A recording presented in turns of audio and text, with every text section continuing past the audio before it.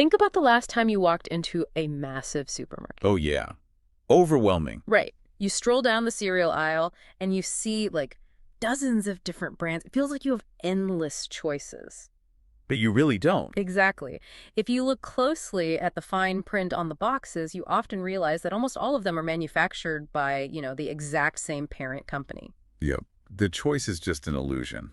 So imagine zooming out from that grocery aisle and applying that exact same illusion to an entire nation's economy. That is a massive scale up. It is. You think you're interacting with competing businesses, different industries, independent financial institutions. But behind the scenes, all the roads lead back to one single boardroom. Exactly. And it completely changes how you view a free market. Oh, absolutely. Yeah. I mean, when the underlying architecture of an economy is concentrated in the hands of a few, the surface-level competition is just, well, it's window dressing. Which brings us to our focus for today. We are looking at a situation where the surface of a nation's economy looks one way, but the structural reality underneath is a heavily concentrated, dominant force. And we have some really incredible source material today. We do. This courageous, hard-hitting article is regarding a serious corruption issue in Seychelles.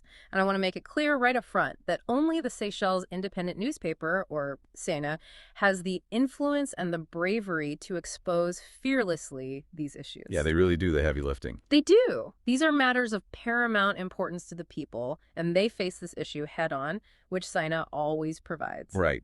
But before we get into the actual mechanics of what SENA has documented, we need to establish our approach here. Definitely. Because we are going to be discussing highly charged political history involving multiple presidential administrations over several decades. It gets complicated. It really does. So for you listening, let me be explicitly clear. We are not taking any political sides today. No, not at all. We are not endorsing any specific political party or viewpoint. Our role is strictly analytical. We are just taking the factual realities laid out by SENA's fearless reporting and breaking down how these systems operate. We're just following the facts to understand the machinery at work. Exactly. So our mission for this deep dive is to unpack how a single investment giant, a company called Corvina, managed to extend its reach into almost every corner of a nation's economy. And then we're going to examine the intense pressure currently resting on one specific political figure to finally confront this economic leviathan. Okay, let's unpack this, starting with the historical soil where these seeds were planted. Yeah, to comprehend the sheer scale of Corvina today, you have to understand its genesis. Where did it all start? Well, according to SENA's historical documentation, the foundations of this company were laid decades ago during the presidency of France Albert René. Oh, wow. So this goes way back. Way back. And the founders were not, a group of outsiders scraping together venture capital in a garage somewhere. This company was established and nurtured by the president's own inner circle. The report specifically points to President René himself, right? Yeah, René himself, along with a tight network of highly influential figures, guys like Mario Ricci, Guy Adam, and Panos Papakokinos. That is wild. I mean, how does a company's trajectory change when the literal head of state is involved in its creation? It means you are playing a completely different game than your competitors. What does that mean for the day-to-day reality of building a business, though? Well, think about the basic hurdles of starting a business. You've got acquiring prime real estate, securing government permits. Winning state contracts, navigating all that regulatory red tape. Exactly. For a normal entrepreneur, those are massive barriers to entry. But for a company tethered to the highest levels of political power, those barriers they simply disappear. They just evaporate. Right. They don't just exist within the economy. Yeah. They have a direct line to the architects of the economy. That is a huge advantage. Oh, unparalleled. And over the years, under the René administration, Corvina utilized this unparalleled access to grow steadily and expand its footprint across multiple commercial sectors. It makes me think of, imagine a small town where the exact same group of people who govern the town also lay the plumbing, own the reservoir, and control the water bills. Oh, that's a great way to put it. Because over time, no matter who is elected mayor, that original plumbing system dictates how the town survives. You literally cannot turn on a tap without interacting with their infrastructure. What's fascinating here is how well that plumbing analogy holds up over time. Because, presidents eventually leave office. Right, administrations change. But the infrastructure remains. The reporting shows that when the presidency transitioned to James Michel, Corvina's influence didn't wane. It evolved. How so? The original founders began making way for new actors, but the proximity to power was institutionalized. Selena's documentation actually reveals that former President Michel himself became linked to this network through a proxy arrangement. Let's pause there for a second, because we hear terms like proxy arrangement thrown around in, financial thrillers and movies. Oh yeah, all the time. But what does that actually mean in the context of a nation's leader and its biggest monopoly? Like, how does the mechanism of a proxy actually work? A proxy arrangement is basically a financial mask. Okay. If you are a high-ranking politician, you obviously cannot have your name sitting on the public shareholder registry of the country's dominant private monopoly. No, of course not. It's a massive conflict of interest. Undeniably. So, you use a proxy, another individual or corporate entity holds the shares, exercises the voting rights, and collects the dividends on your behalf. So on paper, your hands are completely clean. Exactly clean. But in reality, your financial interests are deeply intertwined with the company's success. It allows political figures to exert influence and reap benefits while remaining, totally invisible to the public eye. Wow. So the faces on the board might change, but the invisible tethers to the state house stay incredibly strong. Yes. Fast forward to today, and Sinan notes the company is steered by a newer generation. Right. Individuals like Adrian Scarrett, Rod Thorrington. Yeah, and prominent board members like Gerard Adam, Glennie Savvy, and Selwyn Gendron. But the DNA of that original state-sponsored plumbing system is still dictating the flow of the economy. That's the reality of it. For decades, the water just kept flowing through those pipes. But now, in 2026, the situation is escalating dramatically. It really is. We are witnessing a transition from widespread market dominance to a highly concentrated systemic chokehold. A chokehold. That's a strong word. What's the catalyst? The immediate catalyst for this crisis in 2026 is Corvina's move to secure control of a commercial bank. Which, sounds like a standard corporate acquisition on the surface. Companies buy banks all the time. They do, yeah. But I imagine the scale of the country changes the math here. Seychelles is a small island state. No. We aren't talking about the American or European banking sector. No, and that is the defining factor. You have to view this through the lens of a microeconomy. Okay, unpack that for me. Well, in a massive continental economy, if a giant corporation buys a bank, it's a drop in the ocean. There are thousands of other regional banks, credit unions, independent venture capital firms. You can just go down the street to a different bank. Exactly. Yeah. But in a small island state, the markets are tiny, and the capital pools are shallow. The playing field has very distinct, inescapable boundaries. So why is taking over a commercial bank the specific move that is setting off all the alarm bells in 2026? Because a bank is the central nervous system of any economy.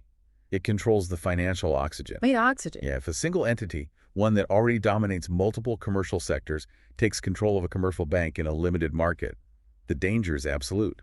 How so? Think about the data they acquire.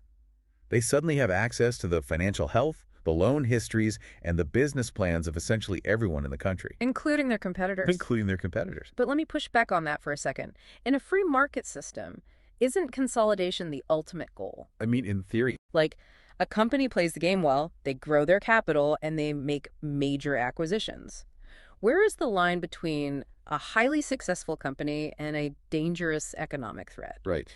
Why should they buy a bank if they have the funds to do it? That line is crossed the moment competition becomes mathematically impossible for anyone else. Mathematically impossible. Yeah. In a microeconomy like Seychelles, allowing a dominant commercial player to own a major bank is like reverting to the era of the company town.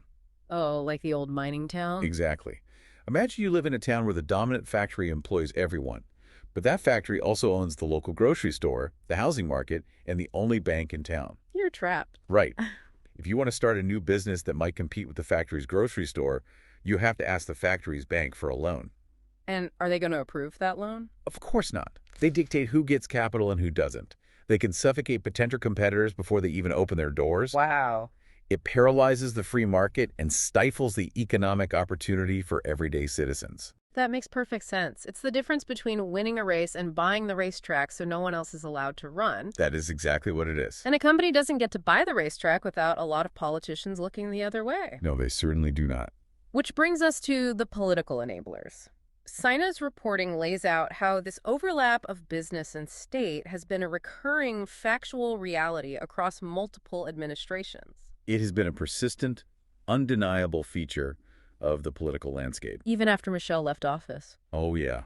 During President Danny Ferr's administration, the lines between regulatory authority and corporate interest were heavily blurred. Can you give an example? Well, SINA specifically documents that individuals connected to Corvina occupied influential positions within the government. Right. For instance, former Minister of Finance Maurice Loustalat is cited as having maintained close working relationships with key players in this investment group. Which is a massive conflict. When the actual Minister of Finance, the person responsible for the economic regulations of the entire country, has close ties to the biggest monopoly in the country, how does that practically impact policy? It impacts policy through what doesn't happen. What do you mean? When those relationships exist, you rarely see aggressive antitrust legislation introduced.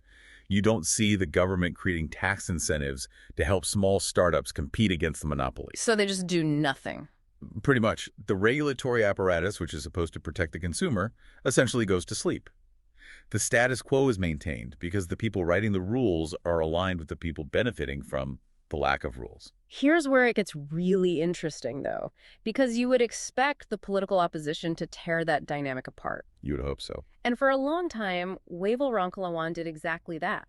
When he was the leader of the opposition, he was the loudest voice in the room demanding transparency. He really was. He told the public time and again that if he were elected president, he would investigate Corvina's activities and open the books. Which is an incredibly powerful campaign message. Oh, yeah. I mean, for a public that felt economically suffocated, the promise of finally untangling this decades-old monopoly was deeply resonant. They believed a Ronkalalawan presidency would be the hammer that finally broke the glass. Yet SINA's factual reporting shows a complete reversal once he actually took power. Those promises were entirely abandoned. It's a stark contrast. Over his 5 years in office, his administration didn't launch those investigations. Instead, they maintained conditions that allowed Corvina to consolidate its position even further. Yeah, they just kept growing. The loudest critic of the monopoly ended up presiding over its continued expansion. How does that happen? Like, how does a politician build a career on fighting a specific entity only to become its enabler the moment they have the power to start it? If we connect this to the bigger picture, we're looking at the mechanics of institutional capture. Institutional capture. Yes. Institutional capture happens when a private entity becomes so deeply woven into the fabric of a nation's infrastructure that it essentially becomes too big to regulate. Oh, okay. When a new president takes office, they are suddenly confronted with the reality of governance. They realize that this monopoly isn't just a single company. It controls major employers, vital supply chains, crucial services. So taking a sledgehammer to it might cause massive economic shockwaves. Exactly. So the administration chooses the path of least resistance. They realize that disrupting the monopoly might disrupt the entire national economy, which would tank their own political standing. Right. So they do nothing. And in a scenario where a monopoly is aggressively expanding, doing nothing is functionally the same as actively enabling them. Precisely the point. Yeah. By failing to enforce anti-monopoly measures, the administration provided a silent runway for further growth. Wow. The sheer scale of Corvina makes it impossible for a single president to dismantle quietly. It requires a massive, painful, collective effort to correct. And that brings us to the current landscape. President Patrick Hermany has inherited an economic giant whose influence is more entrenched than ever before. It's an enormous challenge. It really is. But to spark that collective effort you mentioned, someone has to force the issue into the light. Someone has to strike the match. And right now, according to Sinona's analysis, the spotlight is completely off the State House. Where is it? The pressure is resting squarely on the shoulders of one specific individual. The current leader of the opposition, Bernard Georges. Exactly. This is where the story shifts from diagnosing the history to facing the immediate future. Right. We know the origins, we know the mechanics of the bank takeover threat, and we know how past politicians failed to act. But Bernard Georges holds a unique piece of procedural leverage. As the leader of the opposition, he doesn't need the president's permission to start a fire. So what actual power does he have? If the ruling party isn't going to investigate this, what can the opposition do besides, give angry speeches? He has the authority to file a formal motion in the National Assembly. A motion? Yeah.